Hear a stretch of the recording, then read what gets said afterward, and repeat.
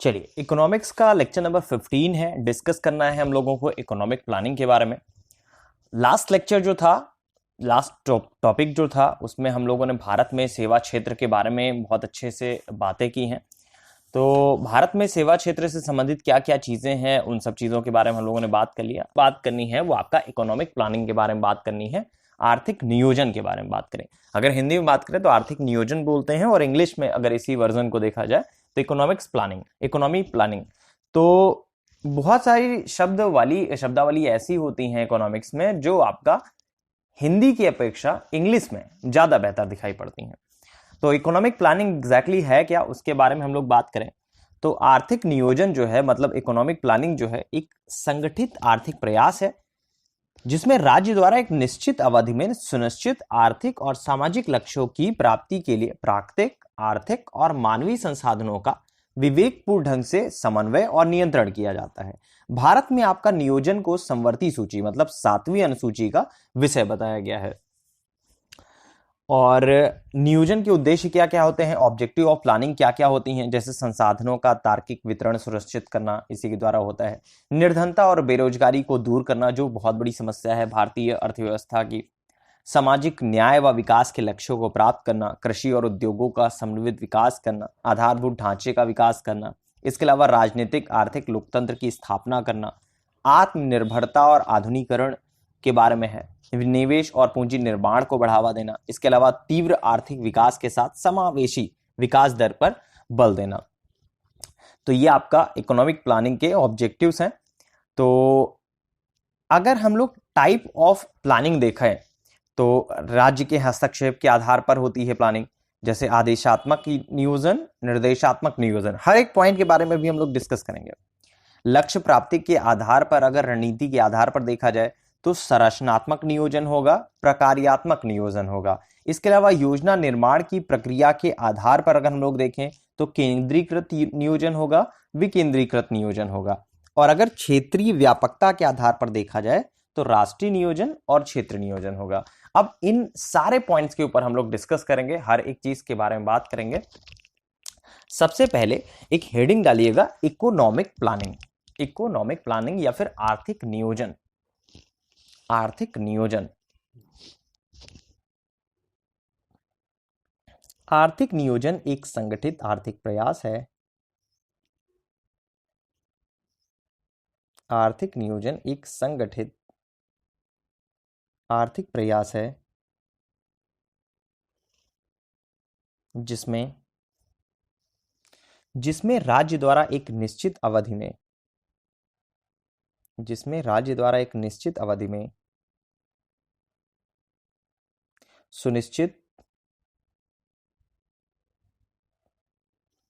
सुनिश्चित आर्थिक और सामाजिक लक्ष्यों की प्राप्ति के लिए प्राकृतिक, आर्थिक तथा मानवीय संसाधनों का विवेकपूर्ण ढंग से समन्वय और नियंत्रण किया जाता है।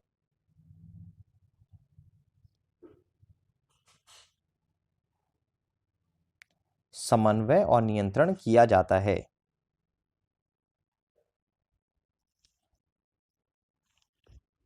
भारत में नियोजन को समवर्ती सूची का विषय बताया गया है। भारत में नियोजन को समवर्ती सूची का विषय बनाया गया है। समवर्ती सूची का मतलब आप लोग पॉलिटी, राज्य व्यवस्था में आप लोग पढ़े हैं या फिर पढ़ेंगे कि समवर्ती सूची का मतलब होता है जिस पर केंद्र और राज्य दोनों ही कानून बना सकते हैं। तो ये आपका 7वीं अनुसूची का विषय है। अब ऑब्जेक्टिव ऑफ प्लानिंग्स लिखिएगा, 3-4 आपके ऑब्जेक्टिव लिखा देता हूं। नियोजन के उद्देश्य क्या क्या होते हैं, हिंदी में लिखिएगा नियोजन के उद्देश्य, और इंग्लिश में उसको कन्वर्ट कर लीजिएगा objective of planning. Objective of planning. सबसे पहले लिखिएगा निर्धनता और बेरोजगारी को दूर करना। निर्धनता और बेरोजगारी को दूर करना। सामाजिक न्याय व विकास के लक्ष्यों को प्राप्त करना, सामाजिक विकास और लक्ष्यों, सामाजिक न्याय व विकास के लक्ष्यों को प्राप्त करना, आत्मनिर्भरता एवं आधुनिकीकरण, आत्मनिर्भरता और आधुनिकीकरण। इसके अलावा तीव्र आर्थिक विकास के साथ साथ समावेशी विकास पर बल, तीव्र आर्थिक विकास के साथ साथ समावेशी विकास पर बल, समावेशी विकास पर बल। अब हम लोग देखेंगे राज्य के हस्तक्षेप के आधार पर आपका जो प्लानिंग होती है on the basis of state intervention. तो आदेशात्मक नियोजन आपका इसी में आता है, इंपरेटिव जो प्लानिंग है वो आपका इसी में आ जाती है। इसके बारे में पहले हम लोग बात कर लेते हैं, जरूरी होगा तो लिखेंगे, नहीं जरूरी होगा तो नहीं लिखेंगे। आदेशात्मक नियोजन एक केंद्रीकृत व्यवस्था है जिसमें राज्य और सरकारी संस्थाओं का व्यापक और प्रत्यक्ष हस्तक्षेप होता है, मतलब डायरेक्ट आपका इंटरफेयर होता है। इसमें केंद्रीय स्तर पर एक शीर्ष संस्था होती है जो आपका योजनाओं के निर्माण और उसके क्रियान्वयन को सुनिश्चित करती है। इस मॉडल में निर्णय प्रक्रिया जो है वो आपका केंद्रीकृत होती है और इसीलिए आपका इसको केंद्रीकृत नियोजन भी कहा जाता है। अब निर्देशात्मक नियोजन किसे कहते हैं, इंडक्टिव प्लानिंग किसे कहते हैं, उसके बारे में अगर हम लोग बात करें तो निर्देशात्मक नियोजन एक विकेंद्रीकृत व्यवस्था है जिसमें राज्य और सरकारी संस्थाओं का सांकेतिक और परोक्ष हस्तक्षेप होता है। इसमें सरकार केवल नीतियां बनाने का कार्य करती है तथा इसका क्रियान्वयन जो है वो आपका निजी क्षेत्रों के द्वारा किया जाता है। अब हमारा जो नेक्स्ट है उसमें जैसे लक्ष्य प्राप्ति की रणनीति के आधार पर किस तरह से होती है, तो इसमें आपका संरचनात्मक नियोजन आता है। स्ट्रक्चरल जो प्लानिंग होती है वो किस प्रकार से होती है उसके बारे में अगर बात करें, यदि आपका आर्थिक लक्ष्य प्राप्ति के लिए संसाधनों के वर्तमान जो स्वामित्व है उनके ढांचे, उत्पादन की विधि और संस्थागत व्यवस्था में आमूलचूल परिवर्तन किया जाए तो ये आपका संरचनात्मक नियोजन कहलाता है। जैसे आपका भूमि सुधार, बैंकों का राष्ट्रीयकरण आदि। अर्थव्यवस्था में संरचनात्मक परिवर्तन करके अर्थव्यवस्था की बुनियादी क्षमता बढ़ाई जा सकती है। अब इसके बाद प्रकार्यात्मक नियोजन के बारे में अगर बात की जाए, फंक्शनल प्लानिंग के बारे में अगर बात की जाए, यदि आर्थिक लक्ष्य प्राप्ति के लिए संसाधन, स्वामित्व के ढांचे, उत्पादन की विधि अथवा जो संस्थागत व्यवस्था है उसमें कोई मूलभूत परिवर्तन लाने की बजाय उसके अनुकूलतम दोहन की रणनीति अपनाई जाए तो यह प्रकारात्मक नियोजन कहलाता है। जैसे आपका हरित क्रांति के द्वारा कृषि क्षेत्र में यह विधि अपनाई गई थी। अब इसके अलावा योजना निर्माण की प्रक्रिया के आधार पर अगर हम लोग बात करें, on the basis of the process of planning के बारे में अगर बात करें तो केंद्रीकृत योजना इसी में आती है, सेंट्रलाइज्ड जिसको प्लानिंग बोलते हैं। तो केंद्रीकृत नियोजन में योजनाओं के निर्माण और क्रियान्वयन का जो कार्य है वो राज्य अथवा एक शीर्ष केंद्रीय संस्था द्वारा किया जाता है। इसे ऊपर से नीचे की ओर नियोजन भी कहते हैं, मतलब जो डिसीजंस होंगे ऊपर से लिए जाते हैं और ये आपका नीचे की ओर मानने पड़ते हैं।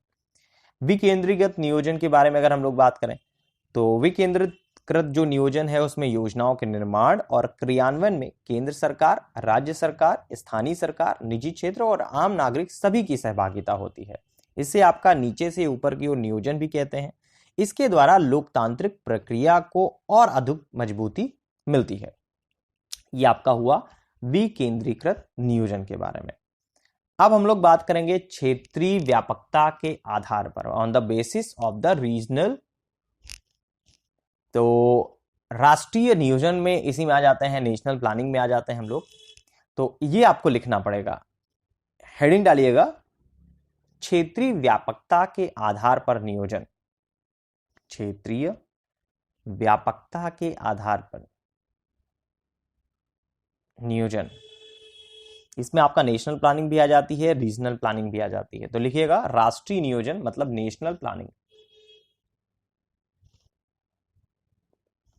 अब बात कर लेते हैं, जब आपका शीर्ष केंद्रीय संस्था द्वारा राष्ट्रीय स्तर पर योजना के लक्ष्यों और रणनीतियों का निर्धारण किया जाता है तो उसे आपका राष्ट्रीय नियोजन कहते हैं। जैसे आपका 12वीं 5वीं योजना में 8% आर्थिक समृद्धि की दर का जो लक्ष्य रखना, स्वच्छ भारत अभियान का क्रियान्वयन करना, ये सारी की सारी चीजें। इसके अलावा क्षेत्रीय नियोजन की अगर बात की जाए तो रीजनल प्लानिंग अगर बात की जाए तो जब किसी क्षेत्र विशेष को ध्यान में रखकर योजना के लक्ष्यों और रणनीतियों का निर्धारण किया जाता है तो उसे आपका क्षेत्र नियोजन कहते हैं। प्रायः आपका क्षेत्रीय नियोजन राष्ट्रीय नियोजन का भी हिस्सा होता है। जैसे भारत के उत्तर पूर्वी राज्यों के लिए विकास परियोजनाओं का निर्धारण करना। तो सबसे पहले हम लोग राष्ट्रीय नियोजन के बारे में डिस्कस करेंगे। डिस्कस क्या करेंगे, लिख लेते हैं थोड़ा सा।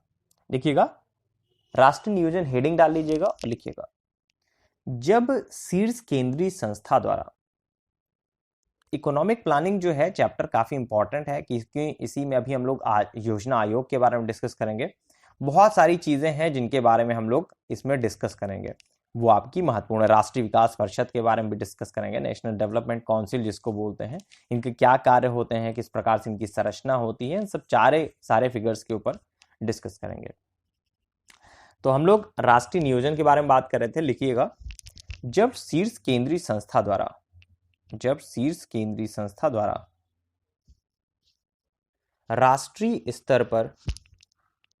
राष्ट्रीय स्तर पर योजना के लक्ष्यों और रणनीतियों का निर्धारण किया जाता है,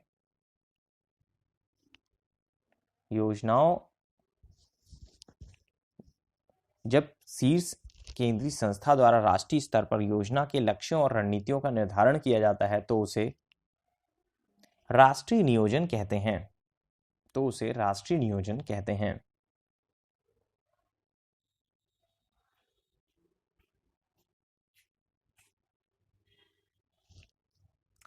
नेक्स्ट, क्षेत्रीय नियोजन मतलब रीजनल प्लानिंग। क्षेत्रीय नियोजन, अब लिखिएगा, जब किसी क्षेत्र विशेष को ध्यान में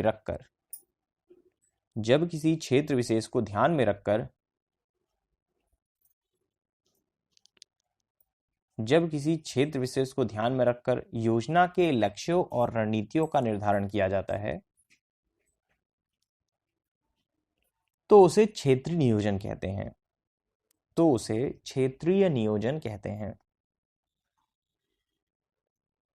अब अगर बात करें major factors of Indian economic planning की, मतलब भारतीय आर्थिक नियोजन की अगर कुछ विशेषताओं के बारे में हम लोग बात करें तो भारतीय आर्थिक नियोजन का स्वरूप जो है एक आपका निर्देशात्मक व्यवस्था के ज्यादा करीब है। इसे आपका प्रायः प्रेरणा द्वारा नियोजन भी कहते हैं।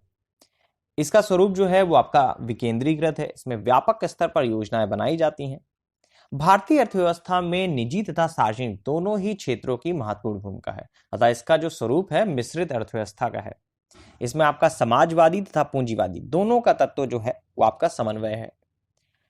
प्रारंभिक योजनाओं में ढांचागत और आधारभूत भारी उद्योगों की स्थापना पर बल दिया गया। वहीं पे आपका वर्तमान 12वीं पंचवर्षीय योजना में तीव्र धारणी और अधिक समावेशी विकास के लक्ष्यों को निर्धारित किया गया। अब इसमें कुछ पॉइंट्स हैं वो लिख लीजिएगा। लिखिएगा, भारतीय आर्थिक नियोजन की प्रमुख विशेषताएं। भारतीय आर्थिक नियोजन की प्रमुख विशेषताएं।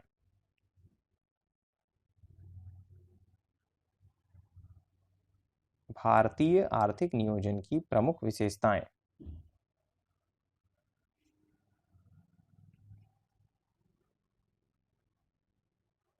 भारतीय आर्थिक नियोजन का स्वरूप। भारतीय आर्थिक नियोजन का स्वरूप निर्देशात्मक व्यवस्था से ज्यादा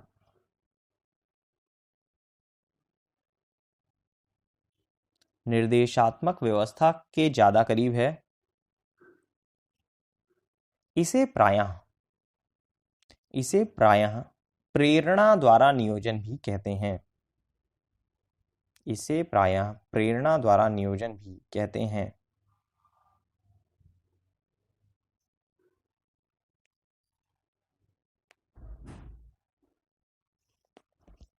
इसे प्रायः प्रेरणा द्वारा नियोजन भी कहते हैं। नेक्स्ट, भारतीय अर्थव्यवस्था में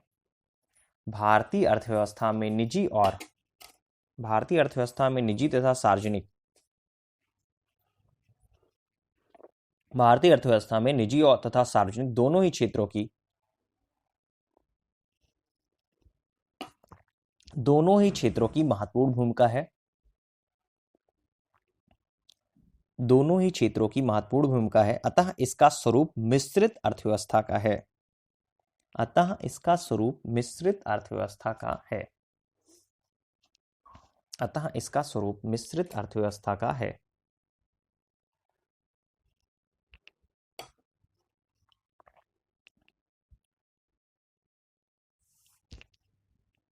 अब नियोजन के उद्देश्य तथा योजनाओं के उद्देश्य के बारे में अगर हम लोग बात करें तो नियोजन के उद्देश्य से मतलब क्या है? अर्थव्यवस्था की समृद्धि तथा विकास के दीर्घकालीन उद्देश्य से है, और ये आपका होते हैं जैसे निरंतर दीर्घावधि में आपका सकल घरेलू उत्पाद में वृद्धि, धन तथा आय का समान वितरण अर्थात जो सामाजिक न्याय है उसके बारे में, मानव शक्ति का पूर्ण उपयोग जिसमें आपका पूर्ण स्वराज रोजगार की स्थिति प्राप्त हो।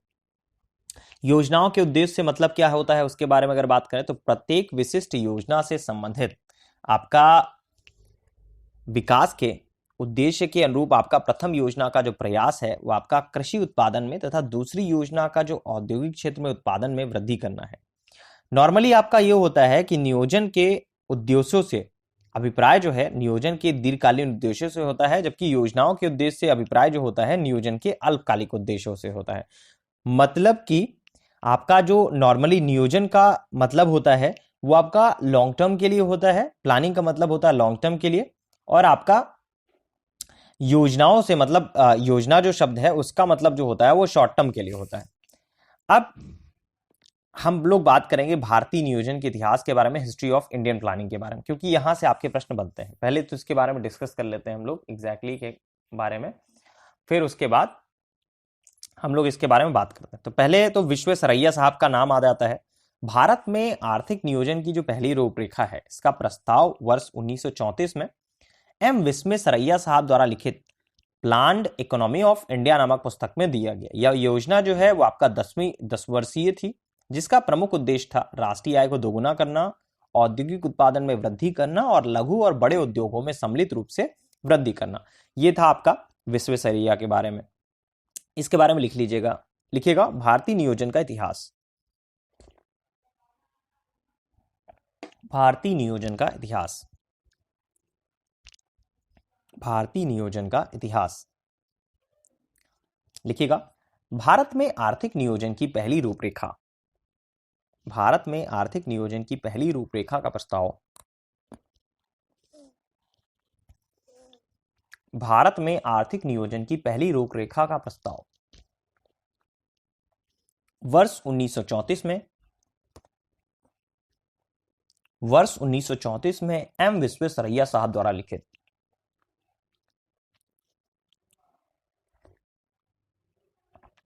प्लान्ड इकोनॉमी ऑफ इंडिया नामक पुस्तक में दिया गया। प्लान्ड इकोनॉमी ऑफ इंडिया नामक पुस्तक में दिया गया। यह योजना 10 वर्षीय थी। यह योजना 10 वर्षीय थी जिसका प्रमुख उद्देश्य राष्ट्रीय आय को दोगुना करना, औद्योगिक उत्पादन में वृद्धि करना,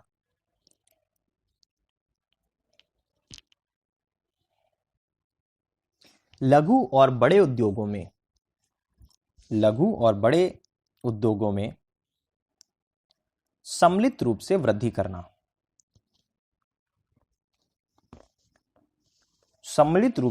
करना है। अब इसी में फिक्की का प्रस्ताव आ जाता है। फिक्की क्या है पहले तो उसके बारे में हम लोग बात कर लेते हैं।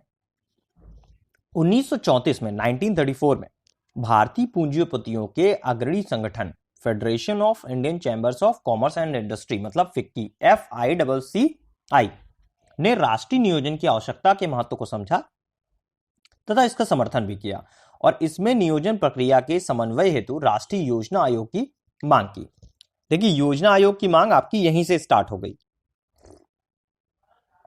अब इसके बाद आई कांग्रेस योजना, द कांग्रेस प्लान। क्या था ये, इसके बारे में हम लोग बात करें तो वर्ष 1938 में भारत में नियोजन की आवश्यकता व संभावना पर विचार करने के लिए भारतीय राष्ट्रीय कांग्रेस ने राष्ट्रीय नियोजन समिति का गठन किया। इस समिति के जो अध्यक्ष थे पंडित जवाहरलाल नेहरू साहब थे, और इस समिति ने देश की आर्थिक समस्याओं से संबंधित सभी पहलुओं का अध्ययन किया। अब फिक्की के बारे में सिर्फ एक लाइन ये लिख लीजिएगा, फिक्की की स्थापना ऐसे लिखिएगा 1934 में, इस तरह से लिख लीजिएगा 1934 में। वैसे छोड़िएगा, ये इतना महत्वपूर्ण तो है नहीं। बॉम्बे प्लान के बारे में हम लोग डिस्कस कर लेते हैं। बॉम्बे प्लान क्या था एग्जैक्टली उसके बारे में। तो भारत के 8 प्रमुख पूंजीपतियों के द्वारा देश के आर्थिक विकास की योजना तैयार की गई। इसको आपका बॉम्बे प्लान के नाम से जाना जाता है। इन 8 पूंजीपतियों में शामिल थे पुरुषोत्तम दास साहब, JRD टाटा, GD बिरला, लाला श्रीराम, कस्तूरा भाई लाल भाई, AD श्राफ, आरदेशीर दलाल और जॉन मथाई। ये योजना जो है 1944-45 में प्रकाशित हुई और उसमें आपका कुछ चीजों पर बल दिया गया, जैसे आपका कृषि पुनर्संरचना पर, औद्योगिकरण पर बल दिया गया और लघु मध्यम और कुटीर उद्योगों को प्रोत्साहन दिया गया। इसके अलावा अनिवार्य उपभोक्ता जो वस्तु उद्योग है उनका विकास करना गया। 15 वर्षों में प्रति व्यक्ति आय 65 रुपए से बढ़कर 130 रुपए करने का लक्ष्य किया गया, मतलब जस्ट डबल करने की बात कही गई। बॉम्बे प्लान के बारे में एक दो पॉइंट्स लीजिएगा, लिखिएगा Bombay plan. Bombay plan, Bombay plan Bharat के 8 प्रमुख पूंजीपतियों के द्वारा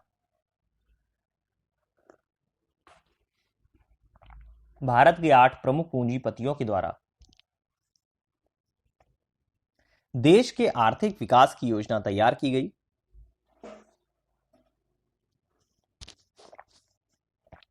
देश के आर्थिक विकास की योजना तैयार की गई,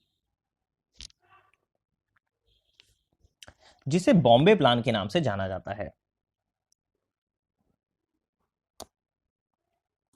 जिसे बॉम्बे प्लान के नाम से जाना जाता है। इसका कार्य इनका प्रमुख लक्ष्य ऐसे लिखिएगा, इनका प्रमुख लक्ष्य कृषि पुनर्संरचना,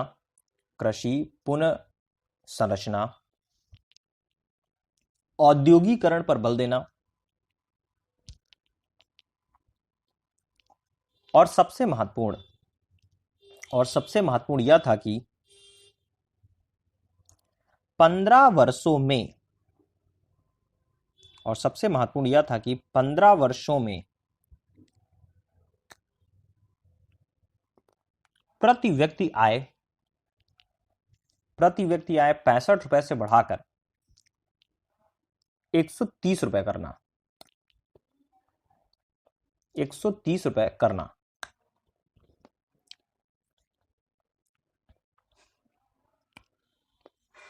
130 रुपए करना।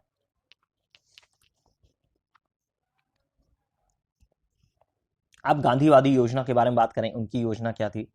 गांधीवादी आर्थिक चिंतन की विचारधारा का समावेश करते हुए श्रीमन नारायण अग्रवाल ने 1944 में गांधीवादी योजना का विचार प्रस्तुत किया। इस योजना में कृषि क्षेत्र और लघु कुटीर उद्योगों के विकास पर बल दिया गया। इसके बाद आती है बारी जन योजना की, द पीपुल्स प्लान के बारे में।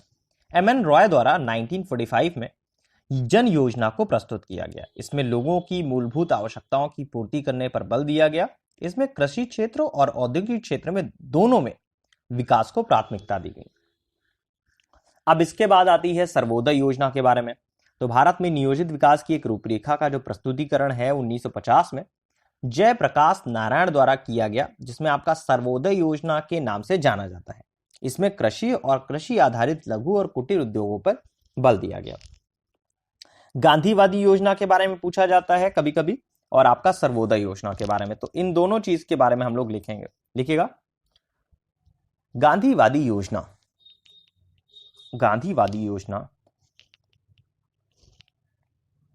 लिखिएगा गांधीवादी आर्थिक चिंतन की विचारधारा का समावेश करते हुए श्रीमन नारायण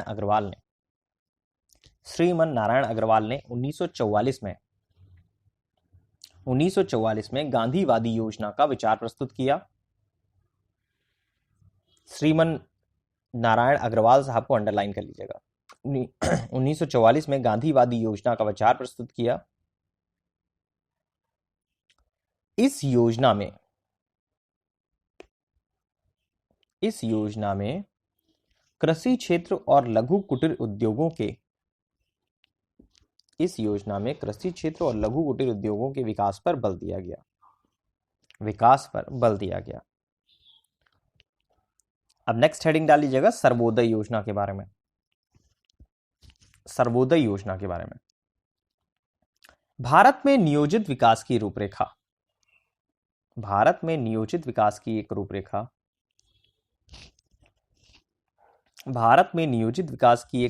का प्रस्तुतिकरण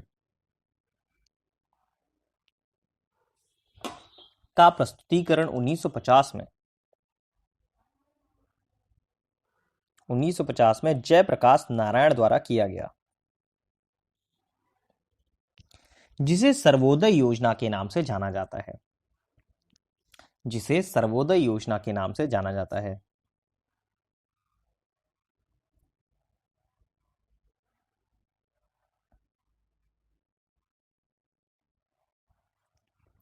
इसमें कृषि और कृषि आधारित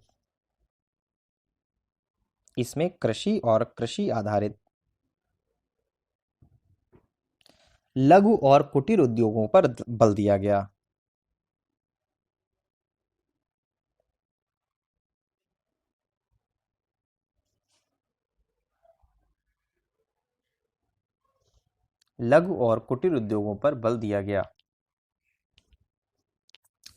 अब हम लोग बात करते हैं द प्लानिंग कमीशन के बारे में, मतलब योजना आयोग के बारे में। तो राष्ट्रीय स्तर पर पूरी अर्थव्यवस्था के लिए औपचारिक रूप से नियोजन की शुरुआत करने के लिए एक स्थायी विशेष निकाय की आवश्यकता थी, जो आपका नियोजन के संपूर्ण क्षेत्र का उत्तरदायित्व उठा सके। केसी नियोगी साहब की सिफारिश के आधार पर केंद्रीय मंत्रिमंडल द्वारा लाए गए प्रस्ताव को पारित करके 15 मार्च 1950 को योजना आयोग की स्थापना की गई। योजना आयोग एक संविधानेतर, एक गैर संवैधानिक, एक परामर्शदात्री निकाय है। प्रधानमंत्री योजना आयोग के पदेन अध्यक्ष होते हैं और इसके उपाध्यक्ष को कैबिनेट मंत्री का स्तर का जो दर्जा है वो प्राप्त होता है। योजना आयोग के जो प्रथम उपाध्यक्ष थे गुलजारी लाल नंदा साहब थे। आर्थिक विकास से जुड़े विभिन्न मुद्दों हेतु भारत सरकार के लिए एक सलाहकारी निकाय है। 1 जनवरी 2015 की बात है, योजना आयोग की जगह पे आपका नीति आयोग आ गया। अब योजना आयोग के क्या कार्य थे उनके बारे में अगर हम लोग बात करें तो देश की आर्थिक समृद्धि और विकास हेतु योजना निर्माण करना, देश के भौतिक पूंजीगत तथा मानव संसाधनों का मूल्यांकन करना, देश के संसाधनों के अधिक प्रभावी तथा संतुलित उपयोग की योजना बनाना, इसके अलावा प्राथमिकताओं का निर्धारण कर संसाधनों का आवंटन करना, योजना के प्रत्येक चरण के सभी पहलुओं के सफल क्रियान्वयन को सुनिश्चित करने हेतु एक आवश्यक प्रशासनिक तंत्र का निर्माण करना, योजनाओं के प्रत्येक चरण के कार्यान्वयन में हुई प्रगति का समय समय पर मूल्यांकन करना। सिर्फ आप हेडिंग डालिएगा योजना आयोग।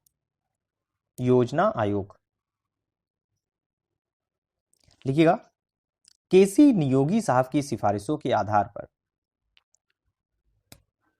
केसी नियोगी की सिफारिशों के आधार पर, साहब और मत लिखिएगा, केसी नियोगी की सिफारिश के आधार पर केंद्रीय मंत्रिमंडल द्वारा